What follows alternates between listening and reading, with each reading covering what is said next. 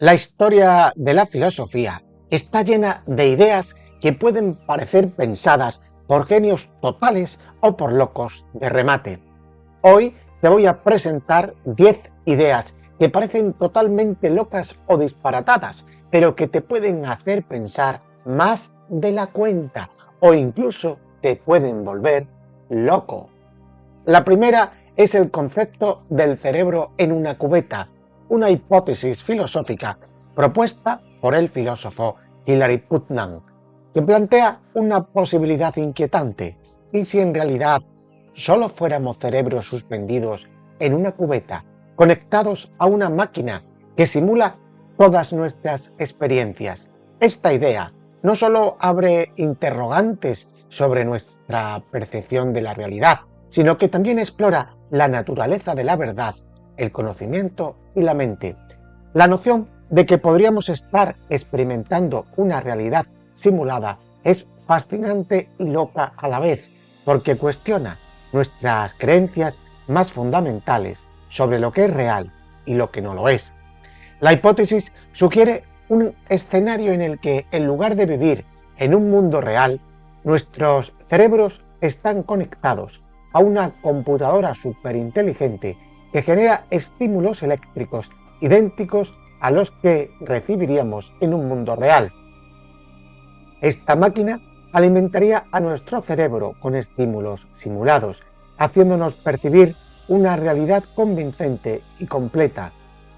Desde esta perspectiva, el cerebro en una cubeta es una visión moderna del solipsismo y comparte ciertos elementos con el escepticismo cartesiano. Ambos se preguntan si hay algo en lo que podemos confiar como verdadero o si todo lo que experimentamos podría ser una ilusión. Para comprender mejor esta hipótesis, es útil analizarla en el contexto del escepticismo filosófico. La pregunta central del escepticismo es: ¿cómo sabemos que lo que percibimos es real? Esta pregunta ha sido planteada durante siglos, desde los filósofos presocráticos hasta Descartes. Descartes, por ejemplo, se preguntó si un genio maligno podría estar engañándonos al hacernos creer en una realidad que no es verdadera. Este tipo de escepticismo radical es el punto de partida del cerebro en una cubeta. Sin embargo, en lugar de un genio maligno, Putnam propone una máquina que crea una simulación. La posibilidad de un cerebro en una cubeta también se apoya en avances de la neurociencia y de la inteligencia artificial. Sabemos que el cerebro interpreta el mundo mediante señales eléctricas y que ciertos estímulos específicos pueden inducir a sensaciones muy reales. Esto plantea la cuestión de si en el futuro podríamos replicar esas señales de tal manera que un cerebro aislado no notara la diferencia entre la realidad y una simulación. Aunque la tecnología aún no ha alcanzado ese nivel, el conocimiento de cómo el cerebro procesa la información sensorial nos lleva a cuestionarnos hasta qué punto este tipo de hipótesis podría ser válida. La segunda idea loca es la máquina de la experiencia, ideada por el filósofo Robert Nozick. Es un experimento mental que explora la relación entre felicidad, autenticidad y búsqueda de una vida con sentido. Esta propuesta, presentada en su obra Anarquía, Estado y Utopía de 1974, imagina una máquina capaz de proporcionarnos cualquier experiencia placentera que deseemos, garantizando una vida libre de dolor, frustración o sufrimiento. Sin embargo, Nozick plantea una pregunta fundamental. Si existiera la opción de vivir toda una vida en esta máquina, ¿la elegiríamos? Esta pregunta ha desatado un amplio debate en torno a lo que valoramos en la vida y si el placer es lo único que deseamos realmente. En el escenario imaginado por Nozick, la máquina de la experiencia es una tecnología avanzada que simula experiencias completas de cualquier tipo. Al conectarse a esta máquina, un individuo experimentaría de manera realista todas las emociones, pensamientos, y sensaciones asociadas con un evento o situación específica, ya sea el logro de un sueño, el amor perfecto o la superación de cualquier desafío imaginable. La persona que se conecte a la máquina no podrá distinguir entre una experiencia vivida en el mundo real y la simulada en este sistema. Sin embargo, en este experimento mental, Nozick hace una advertencia importante. Una vez conectados a la máquina, la persona ya pierde el contacto con la realidad y no puede salir de ella. Las experiencias serían tan convincentes que la persona que está en la máquina la percibiría como completamente real, con la única diferencia de que todos los sucesos son fabricados por la máquina para garantizar un estado de placer constante. El experimento de la máquina de la experiencia se vincula estrechamente con el concepto de hedonismo, una doctrina ética que afirma que el placer es el único bien intrínseco y que el objetivo de la vida debe ser maximizar el placer y minimizar el dolor. Desde una perspectiva hedonista, la máquina podría ser contemplada como el ideal perfecto, ya que brinda una vida de felicidad pura y evita el sufrimiento de cualquier tipo.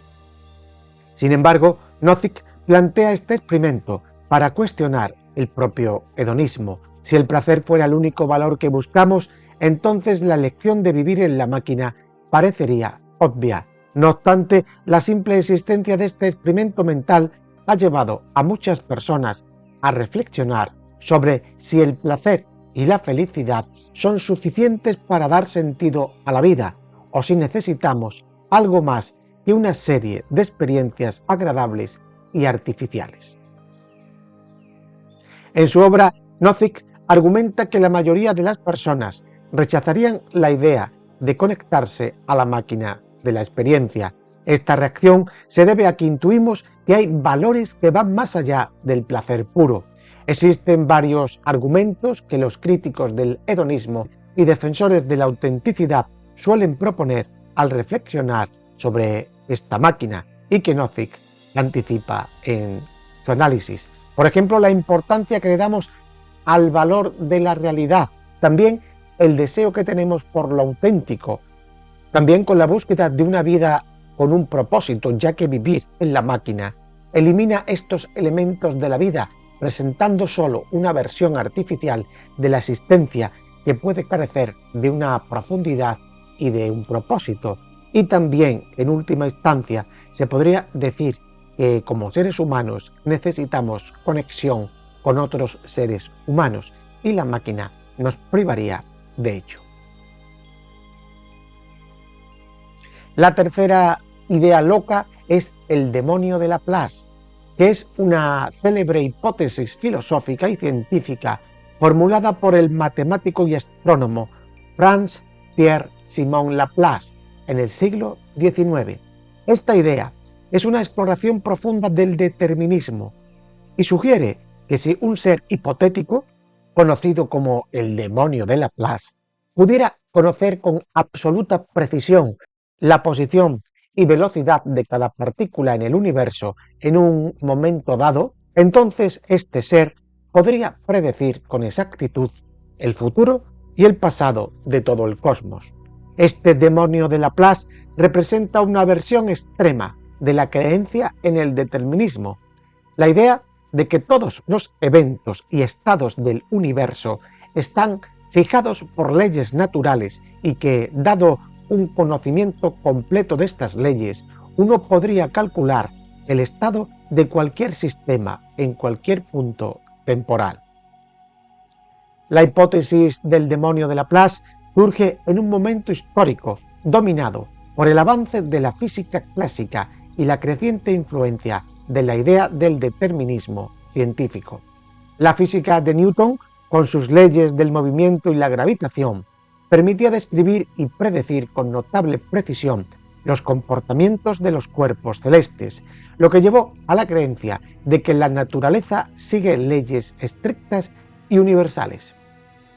Laplace, influido por este paradigma, extendió esta lógica a todos los eventos en el universo. Si se aplican las leyes naturales a escala universal, pensó Laplace, es posible imaginar un universo totalmente predecible si se conocen los datos iniciales con suficiente precisión. Desde una perspectiva filosófica, el demonio de Laplace representa un ideal de conocimiento absoluto, una entidad con acceso a la información perfecta y capaz de hacer cálculos infinitamente complejos. Este demonio no es solo un ser sobrenatural, sino un ser racional, cuya habilidad radica en el manejo de información perfecta y en su conocimiento de las leyes físicas. La hipótesis plantea un universo cerrado, en el cual no existe el azar ni la incertidumbre. Cada evento sigue necesariamente a partir de los anteriores y cualquier suceso futuro es el resultado inevitable de los sucesos previos. La idea central detrás del demonio de Laplace es por tanto el determinismo, la creencia de que todo el universo ocurre como resultado necesario de causas anteriores. Según el determinismo, el presente es el resultado inevitable del pasado y a su vez determina el futuro. Esto significa que si uno conociera las condiciones iniciales del universo y las leyes que lo rigen, podría calcular cualquier evento que haya ocurrido o que vaya a ocurrir. El determinismo laplaciano, por tanto, implica la ausencia del libre albedrío en su sentido más fuerte. Si todas las acciones y decisiones de los seres humanos están determinadas por condiciones previas, la idea de la libertad y de la libre elección por parte del ser humano pierde su significado. La hipótesis del demonio de Laplace ha sido ampliamente criticada, especialmente a la luz de los avances en física cuántica y en la teoría del caos. En el siglo XX, la física cuántica introdujo el principio de determinación de Heisenberg, que afirma que no es posible conocer simultáneamente con precisión absoluta la posición y el momento de una partícula subatómica. La cuarta idea llena de locura en el mundo de la filosofía es la esfera celeste de los estoicos. La esfera celeste es una concepción fundamental dentro de la cosmología estoica, donde se consideraba que el cosmos estaba organizado de manera estructurada, armoniosa e inmutable. Los estoicos sostenían que el universo se regía por una racionalidad divina, un logos universal, y que las esferas celestes, aquellos niveles superiores del cosmos que contenían a los cuerpos celestes, estaban hechas de una sustancia incorruptible y eterna. Esta sustancia era identificada a menudo como el éter, un elemento superior que trascendía las cualidades y las limitaciones de los materiales comunes de la Tierra. Para los estoicos, la naturaleza misma del universo era racional y estaba impregnada de una inteligencia o razón universal, el famoso logos, que ordenaba y unía todas las cosas en un todo coherente. Este principio organizador no solo daba forma a los objetos tangibles, sino que también era la causa de su armonía y del funcionamiento. En este contexto, el cosmos no era una estructura caótica o arbitraria, sino una totalidad coherente e interconectada.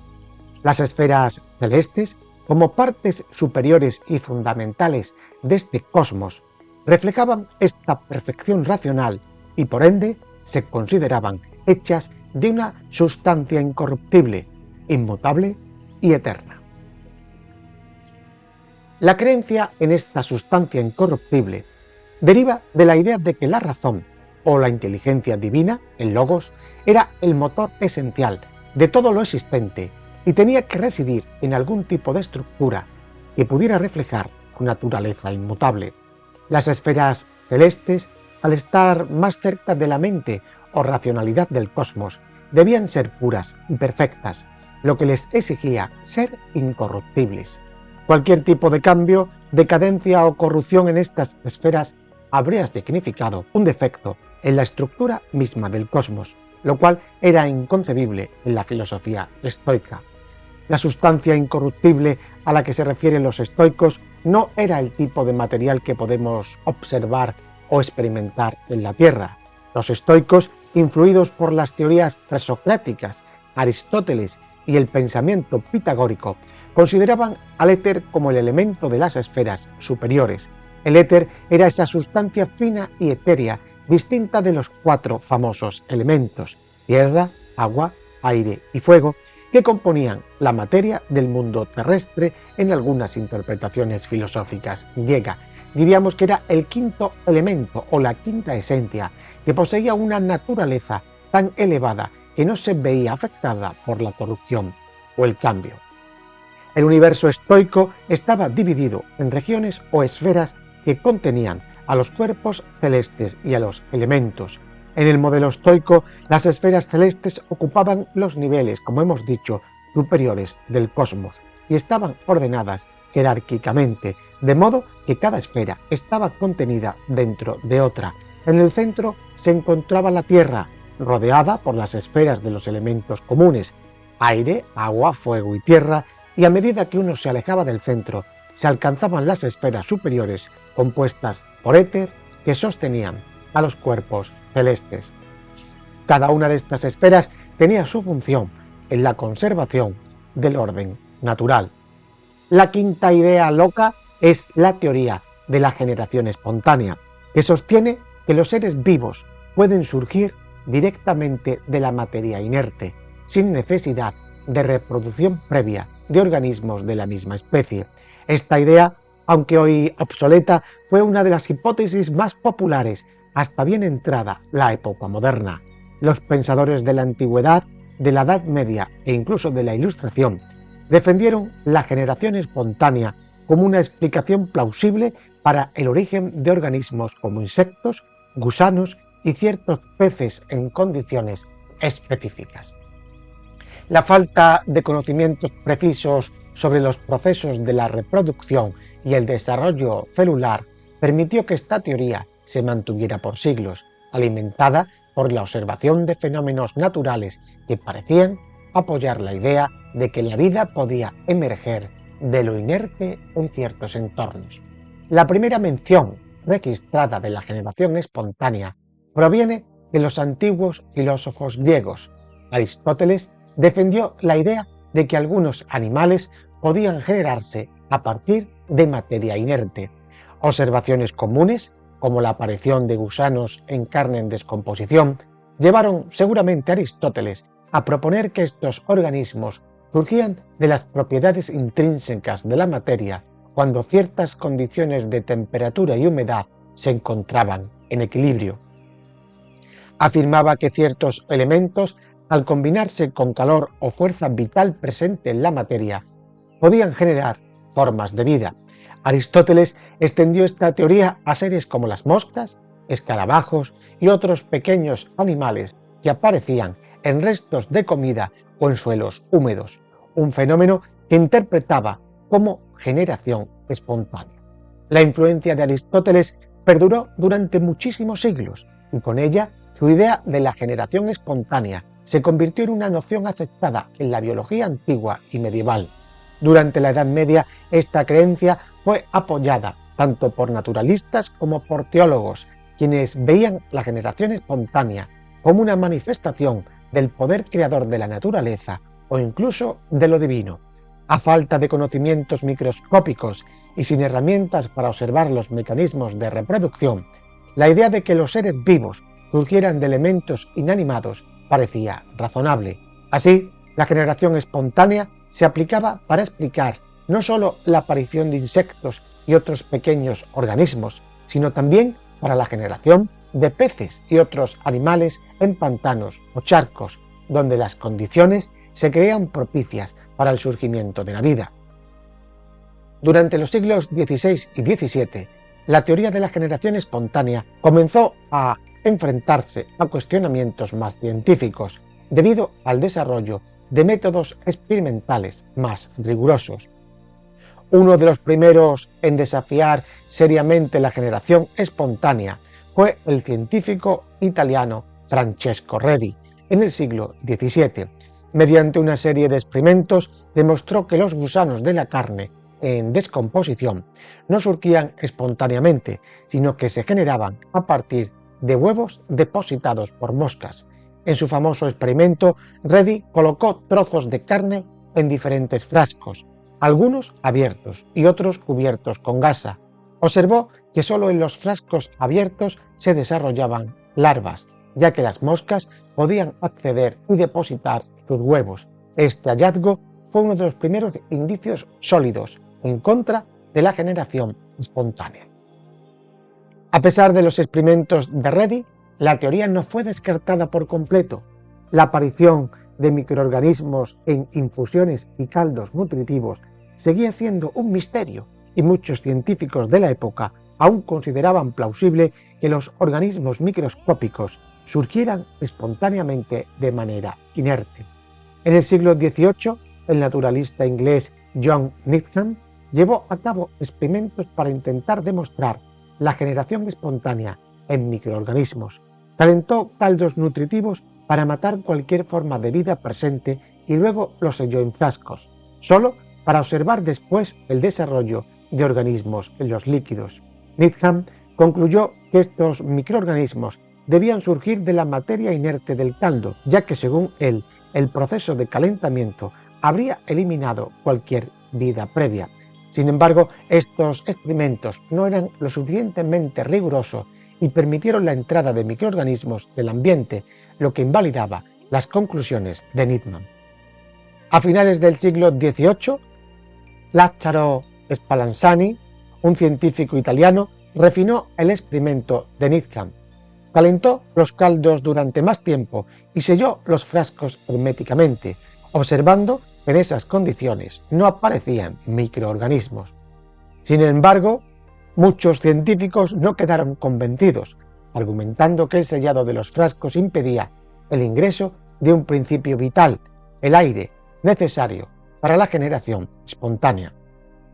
La controversia sobre la generación espontánea continuó durante el siglo XIX, hasta que el científico francés Louis Pasteur demostró de forma concluyente que los microorganismos no surgían de la materia inerte. Pasteur realizó experimentos que involucraban matraces de cuello de cisne, diseñados para permitir el acceso del aire, pero para evitar el ingreso de partículas del ambiente. Después de hervir soluciones nutritivas en los matraces, Pasteur observó que no se desarrollaban microorganismos, siempre y cuando las partículas no lograran entrar. Pasteur concluyó que los microorganismos que aparecían en los caldos no se generaban de materia inerte, sino que provenían del ambiente externo. La sexta idea loca y disparatada de la filosofía es la filosofía racial, desarrollada principalmente por el aristócrata y ensayista Joseph Arthur Gobineau en el siglo XIX, una teoría que defendía la idea de que las características físicas y morales de una persona estaban determinadas por su raza y que existía una jerarquía natural entre las distintas razas humanas. En su obra más influyente, Ensayo sobre la desigualdad de las razas humanas, publicado en 1855, Gobineau argumenta que la historia de las civilizaciones y sus logros estaban directamente ligados a la calidad racial de los pueblos y que la degeneración o mezcla racial había llevado al declive de grandes civilizaciones en el pasado. Este planteamiento del francés, aunque hoy reconocido como pseudocientífico, tuvo un impacto considerable en su época, siendo precursor de ideologías racistas posteriores. Gobineau basaba su teoría en la idea de que las razas humanas eran inalterables en sus características esenciales y estaban predestinadas a cumplir distintos roles en la sociedad debido a sus cualidades inherentes. En su concepción, dividía a las razas en tres grandes grupos: la raza blanca, la raza negra y la raza amarilla, a las cuales atribuía roles específicos y fijos. Gobineau consideraba que los pueblos blancos, en particular los de origen ario, habían dado origen a las civilizaciones más avanzadas y que su predominio sobre los otros pueblos estaba justificado por su superioridad racial intrínseca. Para Gobineau, la historia de la humanidad era una historia de mezcla racial y, en consecuencia, de decadencia. Argumentaba que la pureza racial era esencial para la fortaleza y el desarrollo de las civilizaciones, y que en el momento en que se producía una mezcla racial, comenzaba un proceso irreversible de decadencia. Sostenía que, por ejemplo, la caída de civilizaciones como la griega, la romana y la persa se debían en gran parte a la dilución de la pureza que estas sociedades habían experimentado al integrarse con pueblos de otras razas. La filosofía racial de Gobineau no se limitaba solo al estudio supuestamente científico o histórico de las razas, también pretendía ofrecer una justificación para la desigualdad social y política entre los distintos pueblos. Su teoría proporcionaba una narrativa según la cual la dominación de unos grupos sobre otros estaba no solo permitida, sino naturalizada por las diferencias raciales. La séptima idea loca es el nihilismo ruso, particularmente en la obra de Nikolai Chernyshevsky. Es el nihilismo ruso una filosofía radical que sostiene que la verdadera libertad solo puede alcanzarse mediante la destrucción completa de los valores tradicionales, las estructuras sociales y las normas morales establecidas. En el contexto de la Rusia imperial del siglo XIX, Chernyshevsky promovió una visión nihilista que buscaba desafiar el sistema zarista, la Iglesia ortodoxa y la rigidez social de una sociedad profundamente estratificada. Su obra más influyente, ¿Qué hacer?, publicada en 1863, se convirtió en un manifiesto para los jóvenes revolucionarios rusos que compartían la creencia de que las instituciones y valores heredados eran obstáculos para la libertad individual y el progreso social. En su sentido más básico, el nihilismo de Chernyshevsky negaba el valor de la tradición, la religión y las estructuras autoritarias. Para él, estos valores tradicionales perpetuaban la opresión y limitaban el desarrollo de un pensamiento racional y libre. La tradición, según su filosofía, era una cadena que ataba a las personas a un pasado de ignorancia y servilismo.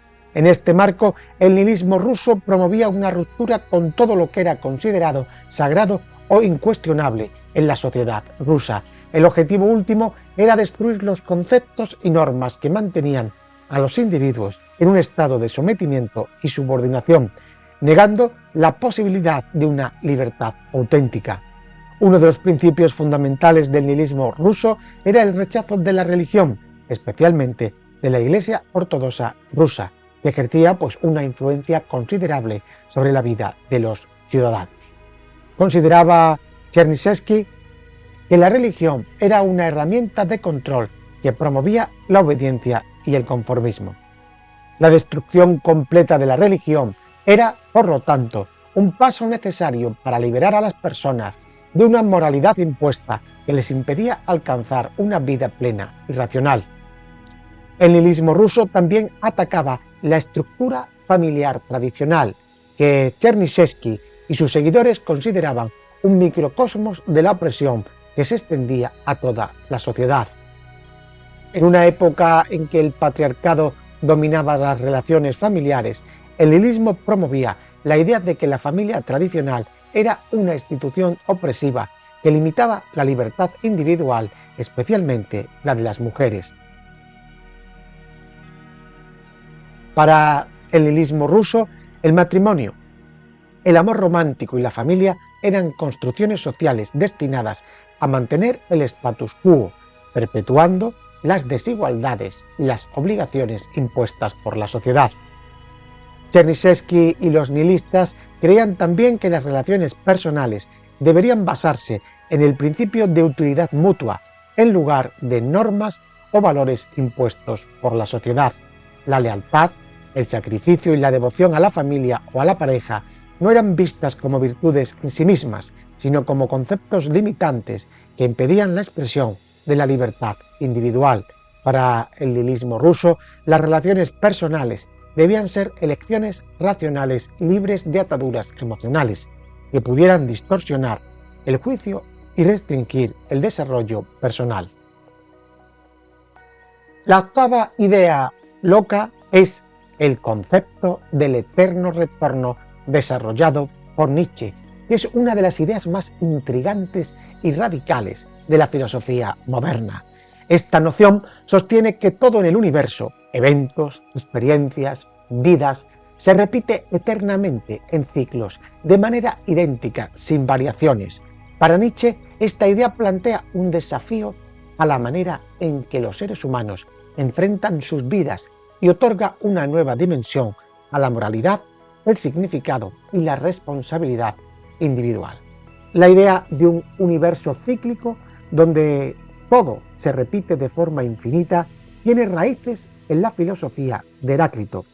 Culturas también como la India y la griega sostenían concepciones cíclicas del tiempo y el cosmos, en contraste con la visión lineal del tiempo que está presente en la tradición judio-cristiana. Nietzsche retoma esta noción y la convierte en una herramienta filosófica de profundo impacto. Su versión del eterno retorno no es simplemente una hipótesis cosmológica, sino un desafío existencial que confronta al individuo con la posibilidad de que cada momento de su vida se repetirá infinitas veces, tal cual ha ocurrido sin cambio alguno. Para Nietzsche, el eterno retorno actúa como una prueba de valor y autenticidad de la vida que se lleva. Imagina una situación en la que uno se encuentra cara a cara con la pregunta de si estaría dispuesto a vivir su vida tal y como ha sido, repitiendo cada experiencia, cada dolor, cada alegría, de forma infinita.